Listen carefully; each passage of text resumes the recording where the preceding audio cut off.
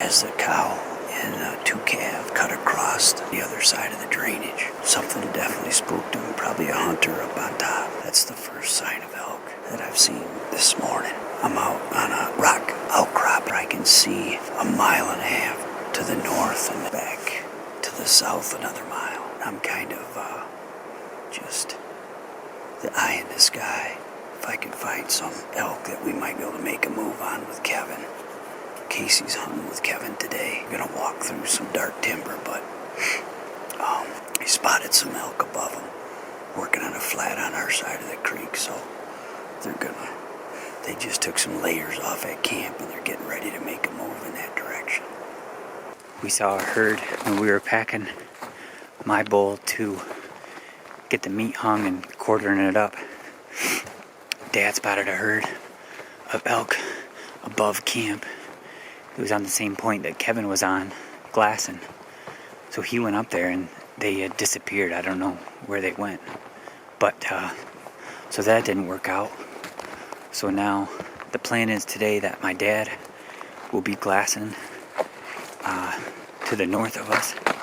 And he can see a bunch of country. And then I'm going to take Kevin where I was planning on going today. See if we can get on a herd or sneak up on a satellite bull, or maybe call in a satellite bull. But so that's the plan today. I'm up on top of a ridge, a bench, from where I was this morning, glassing, and I'm gonna drop down to camp here just shortly. But beautiful up here, the sun's shining. We're supposed to get some rain tomorrow, so we're gonna enjoy this sunshine. Casey and Kevin are behind me, probably about a mile. They're up a little bit higher than I am, closer to the base of the mountain. There's some elk that was spotted up above them. They're waiting for the thermos to change so they can make a move on them, or hoping the elk move toward them. But anyway, beautiful day. Just less than 24 hours ago, Casey and I was cutting up his bull, and that's a really a neat deal. He's put a ton of effort into this hunt, and to see it pay off and for him to kill his first big bull like that, it's really cool. We'll probably get mainly rain, but I'm going to go back to camp and get the tarp set up for the goats, and then we'll be prepared. We'll have to coordinate our camp, organize a little bit. We got things kind of strung out. Our gear and cooking things, we'll have to get that kind of tarped up as well. So right now we're about 1,100 yards from those elk, but they're not really making a move. They're feeding. They're staying right where they're at. So, and we got a good look at them in there. One's like a raghorn and one looks like a 5-point. It might be, we saw two smaller bulls the night before opener. It looks like it's the same elk because they came out of the same spot. So we're just gonna stay here, not drop down anymore, and glass and try to find something for tomorrow morning. All right, we are high up in a lookout position, overlooking the drainage on the opposite side.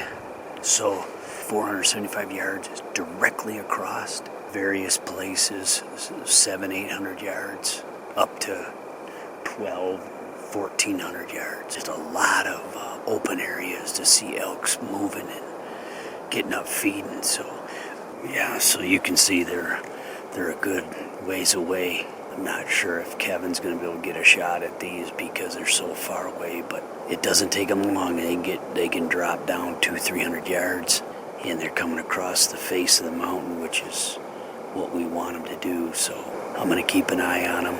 Casey and Kevin they're dropping down off their spot and gonna come take a look. There are two branched antlered bulls in there, which is pretty cool.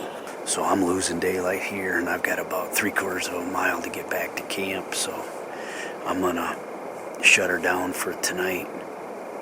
So this is kind of the end of day 2.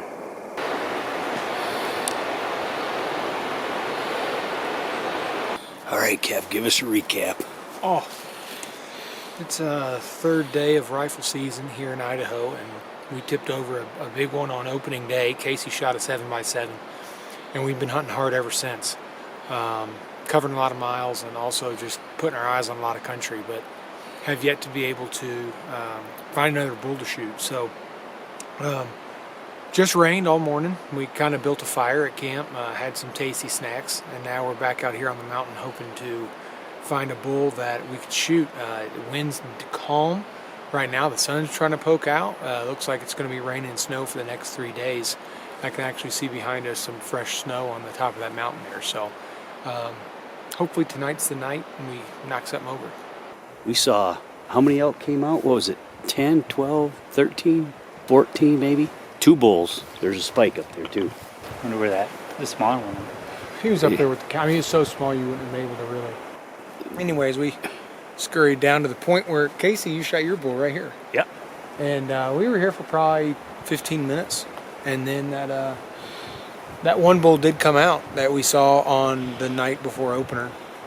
Just a few factors. Maybe I didn't. I don't know. He's a little far, undisclosed distance, but I feel like I could probably pull the trigger on him, but I don't really want to.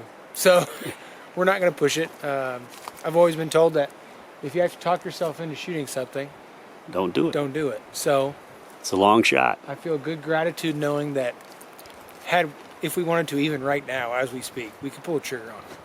But it's important to know limits, in my opinion.